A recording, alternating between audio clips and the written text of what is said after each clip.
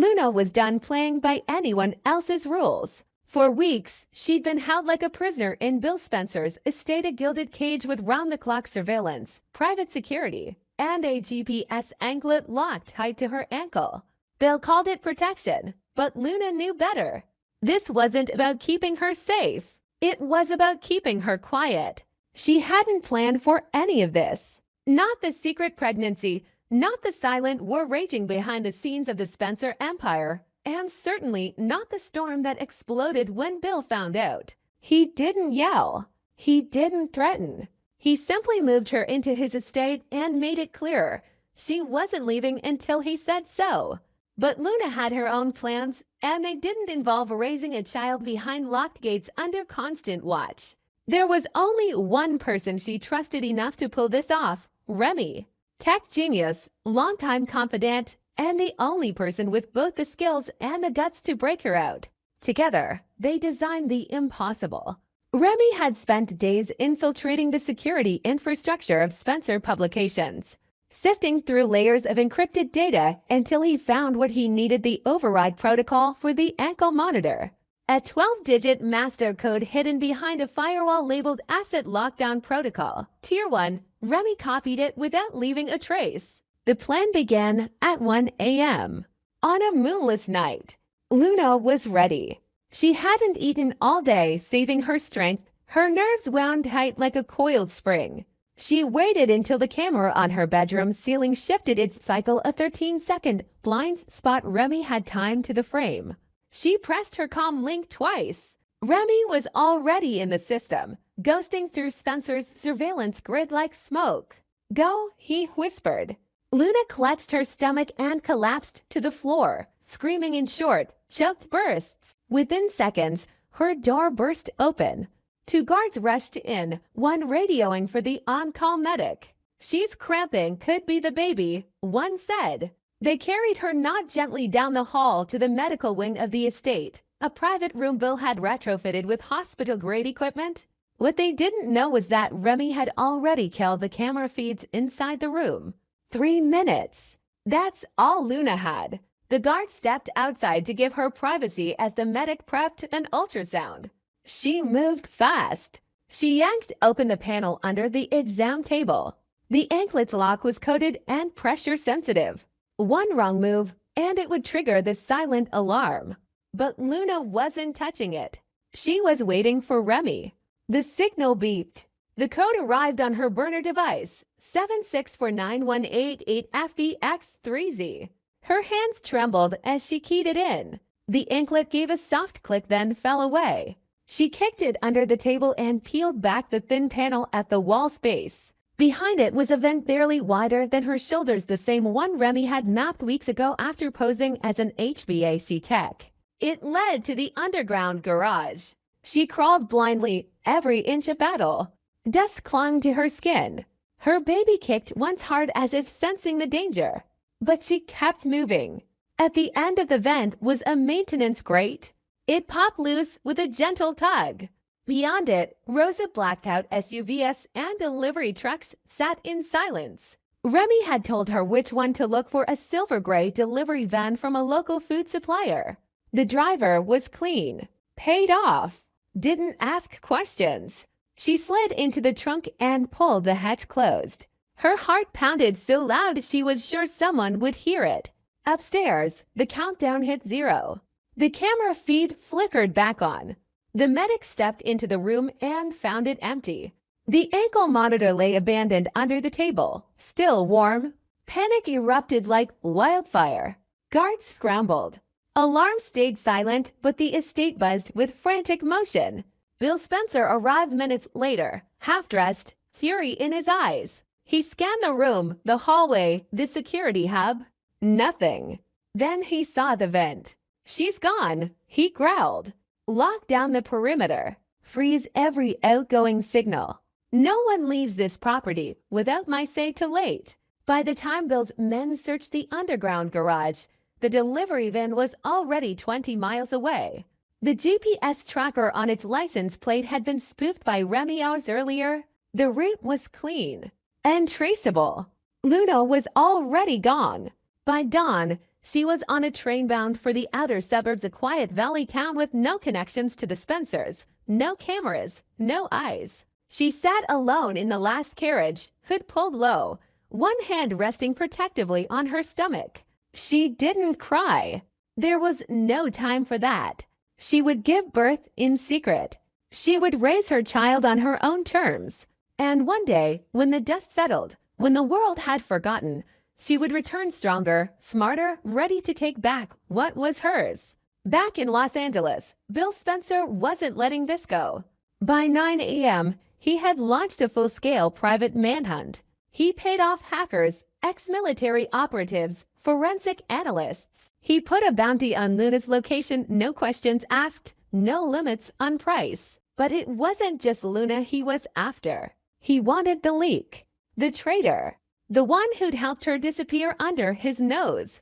The data trail led straight to Remy. Encrypted traffic, phantom IPS, access to Spencer's Tier 1 systems.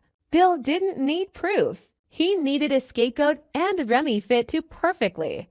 Within hours, Remy's apartment was raided. His equipment was gone. His name was flagged on every database Bill controlled. He'd gone dark, but not far. Because Remy wasn't just helping Luna. He was protecting something bigger. Secrets, proof, power. The kind of power that could bring Bill Spencer to his knees. And now the real game had begun.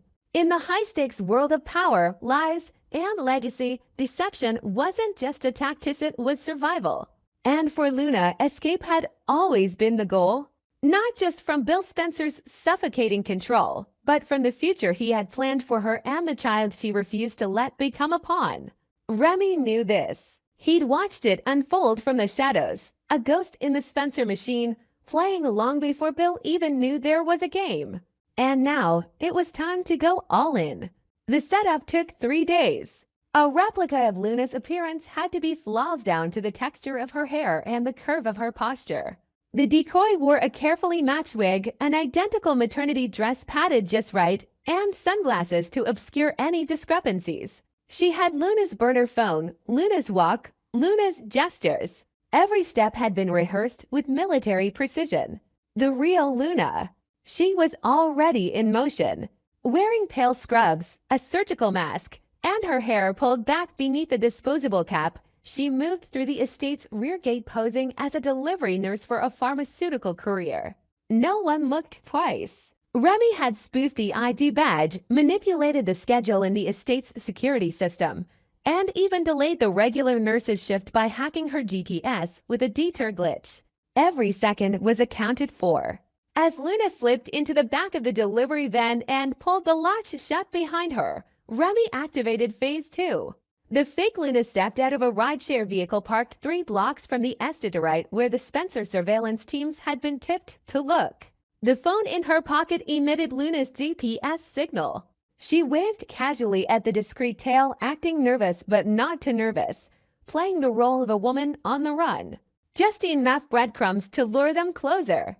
Within minutes, the decoy was tailed by Spencer security cars and a black SUV from the executive team. Bill Spencer himself was monitoring the movement from his mobile command post, his eyes fixed on a screen showing her signal bouncing across the city. "She's alone," one of his men confirmed. "We've got her boxed in." Bill gave the order to intercept. At the exact moment Luna was surrounded and pulled into a quiet cul-de-sac by his team, Remy sent the final text from the decoy's phone. "You always underestimate me." The woman was dragged out. The wig slipped slightly in the scuffle. One of the guards froze. "Sir, we've got a problem." The deception collapsed in seconds. Bill stormed out of the SUV, his face thunderous. He stared at the decoy, paid off. Terrified knew immediately what had happened. The real Luna was gone. Again. And this time, someone had fed her everything. The security layout, the timing, the safe exit.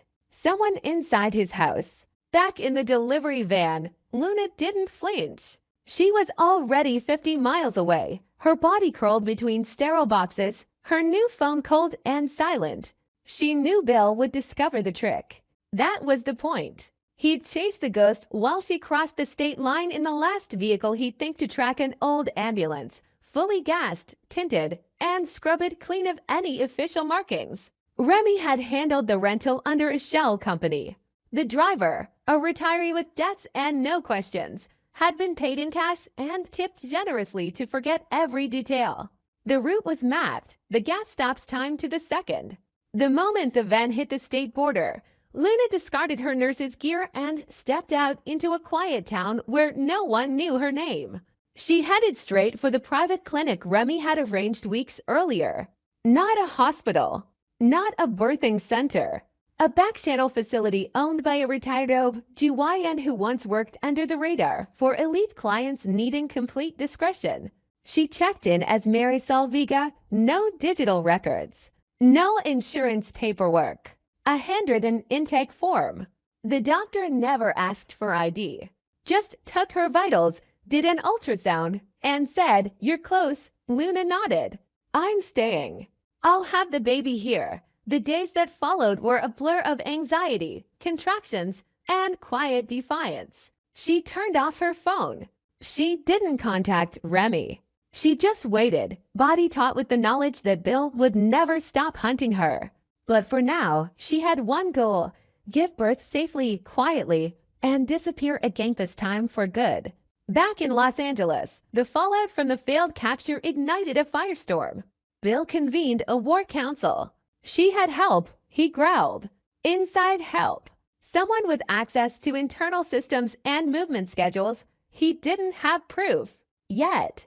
But his gut said one name: Remy. Spencer Publications locked down its entire employee network. Audits were initiated. Background checks rerun. The estate's internal team was gutted and replaced with private security trained in counter-espionage. But Bill wasn't stopping at fences and firewalls. He turned to medicine. He summoned Lee Finnegan, doctor and no stranger to family secrets, and her son Finn, hoping their medical connections could open doors into private birth records and licensed clinics and hush-hush deliveries across state lines. He didn't explain everything, just enough to get their attention. "A child was born," Bill said, "and I intend to know where, when, and to whom." Lee hesitated. "There are rules." "Protected information. This isn't about rules," Bill snapped. "It's about legacy." Meanwhile, in the sleek downtown offices of Spencer Publications, Victoria Executive Vice President and Queen of Spin was already working her own angle. Rumors were circulating. A mysterious escape. A hidden child. A connection to the Forrester family that could shake the foundation of everything. She walked into the newsroom, eyes sharp. "I want the story," she said. "All of it. The secret baby. The escape. The connection to the Forresters. Whatever it is. I want it exclusive." The junior editor looked up. "No one's confirmed any details." Victoria smiled coldly, then started confirming. "Money is no object. And if you find Remy, offer him double." Behind the scenes, the chessboard was shifting. Luna, now weeks postpartum, stared into the eyes of her newborn Tini, fragile, perfect, and knew she had just a few short months before the real war began. The name on the birth certificate was fake. The location, off-grid. But Bill Spencer had more money than patience and more enemies than allies. He would trace everything: blood type, DNA, clinic staff. He would stop at nothing. And when he did, Luna wouldn't run again. She'd come back. Not as a pawn, but as a mother with a child tied to one of the most powerful dynasties in Los Angeles. And this time, she'd be ready to fight. The bold and the beautiful. Thomas Forrester has gone too far. It's time for Ridge and Taylor to cut him off at this point in the bold and the beautiful. Thomas Forrester has crossed every imaginable line. What started as a misguided attempt to reunite his parents has spiraled into a full-blown obsession. Instead of helping Ridge Forrester and Taylor Hayes, Thomas is doing the exact opposite. He's tearing the family apart. And fans aren't just upset. They're furious. For many, the conclusion is obvious. It's time for Ridge and Taylor to finally, unequivocally, disown their son. Thomas is no longer just a troubled character trying to do right by his family. He's manipulating, plotting, and forcing his will on everyone around him. His refusal to accept Ridge's love for Brooke Logan isn't romantic or noble, it's disturbing. Taylor has already come to terms with reality. She's stepped aside, respecting Ridge's choice and acknowledging that his heart, no matter how many times it's been bruised and confused, belongs to Brooke. But Thomas, he refuses to let it go. He's pushing his parents into a forced reconciliation, one that neither of them wants. And he's doing it not with grace or tact, but with the same toxic tactics he's used before.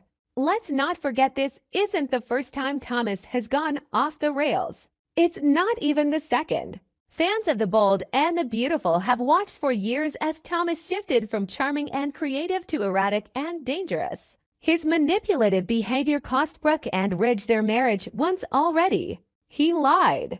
He schemed. He altered people's lives to fit his fantasy. He even used his own son, Douglas, as a pawn in one of his most twisted games. And yet, somehow Ridge and Taylor keep forgiving him, brushing it off as a phase or a mistake. That time needs to be over.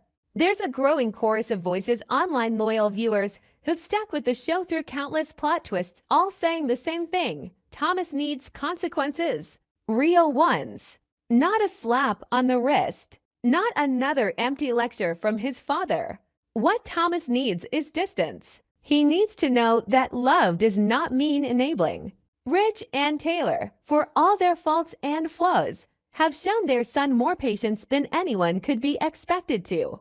But when patience turns into enabling, it stops being love and starts being complicity. One fan summed it up perfectly. Thomas is completely unhinged at this point. He blames Brooke for Ridge's choices, but Ridge is a grown man. It was his decision to go back to her. If Ridge and Taylor don't shut this down, I don't know what else they can do. Another critic pointed out the inconvenient truth that Thomas keeps ignoring. It wasn't Brooke who drove a wedge between her and Ridge. It was Thomas, manipulating the situation behind the scenes. He was the one who orchestrated the lies. He pushed the narrative. Brooke didn't tear this family apart, Thomas did. And that's what makes his current behavior even more galling. Not only is he refusing to let go of the past, but he's rewriting it. In his mind, Brooke is the villain, the obstacle to a perfect family reunion. But the truth is painfully clear. Thomas is the only one sabotaging that reunion. He wants to create a fantasy version of his family, one where Ridge and Taylor live happily ever after. But real life doesn't work like that. And when people refuse to accept reality, they don't just ruin their own lives, they destroy everyone around them. Thomas is not just acting out. He's actively harming those closest to him. He's pushing his parents into a situation that's emotionally unhealthy. He's refusing to accept that love cannot be forced. He's ignoring the emotional well-being of his own mother, who has already accepted Ridge's choice and is trying to move on with dignity. Taylor isn't begging Ridge to come back. She's not fighting Brooke. She's standing tall, and Thomas is undermining all of that by trying to drag her back into chaos. And make no mistake, Thomas's behavior is chaotic. It's not romantic, it's not passionate, and it's certainly not about love. It's about control. He wants to control the narrative, control his parents' choices, and rewrite history so that he can feel better about the decisions he's made, no matter how destructive they've been. The harsh reality is this: if Thomas doesn't face serious consequences, he will never stop. He will never change. His actions are escalating. Each time he gets away with it, he pushes a little further. And at some point, that spiral ends in disaster. Ridge and Taylor are the only ones who can stop it, and they need to do it now. There are times in life when love has to come with boundaries. When you have to say enough is enough, not because you don't care, but because you care too much to watch someone destroy themselves and everyone around them. Thomas has burned every bridge. He's poisoned every well. And if Ridge and Taylor continue to support him without accountability, they're only encouraging more destruction. It's time for Ridge to stop being the blind father who keeps hoping his son will magically turn things around. It's time for Taylor to stop rationalizing Thomas's behavior as the result of childhood trauma or emotional instability. He is a grown man. He's making conscious choices. He's hurting people and he's doing it in full awareness of the damage he's causing. The fans have seen enough. They've watched Thomas unravel time and time again. They've seen the pain in Taylor's eyes, the heartbreak in Ridge's, and the constant stress Brooke endures. And through it all, Thomas keeps coming back like a storm that never ends. But even storms pass eventually. And this one needs to pass before it wipes out everyone in its path. Another fan comment captures the essence of the frustration. They all need professional help they won't accept. Brooke has been with Ridge for decades. Ridge and Taylor had their time. It's over. But Thomas is obsessed with rewriting the past, and it's becoming dangerous. There's truth in that. Thomas's obsession isn't just misguided, it's dangerous. Dangerous to his own mental health. Dangerous to his son, Douglas. Dangerous to his parents. Dangerous to the entire Forrester family. Every day he keeps pushing, the damage gets worse. And every day Ridge and Taylor don't act, the message is clear. This is acceptable. But it's not. Nothing about this is acceptable. The Bold and the Beautiful has never shied away from messy drama, from love triangles and betrayals, from secrets and schemes. But what sets great drama apart from soap opera noise is consequence. Real, emotional, life-altering consequence. And that's what needs to happen here. Thomas Forrester has gone too far. He's alienated his family, manipulated his child, sabotaged his father's happiness, and disrespected his mother's dignity. And now, he's standing at the edge of a cliff, about to take everyone down with him. Unless someone stops him. It's time for Ridge and Taylor to do what's right not just for themselves, but for Thomas. Because enabling his behavior isn't love. It's denial. And the longer they deny it, the worse it's going to get. This isn't about who Ridge should end up with. It's not about Brooke versus Taylor. It's not even about romantic loyalty anymore. It's about stopping a destructive pattern before it ruins what little peace this family has left. Thomas can't be part of the solution. Not like this. Not while he's so deep in denial, so consumed by his delusions, so obsessed with control. If he won't stop himself, then someone else has to. And if that means cutting him off, then so be it. Because at this point, nothing else will work. And if the Bold and the Beautiful is brave enough to take that step to show real consequence, to draw a real line in the sand, it might just deliver one of the most powerful, heartbreaking, and ultimately redemptive arcs in its history. But it has to start with one decision. Cut Thomas off before it's too late.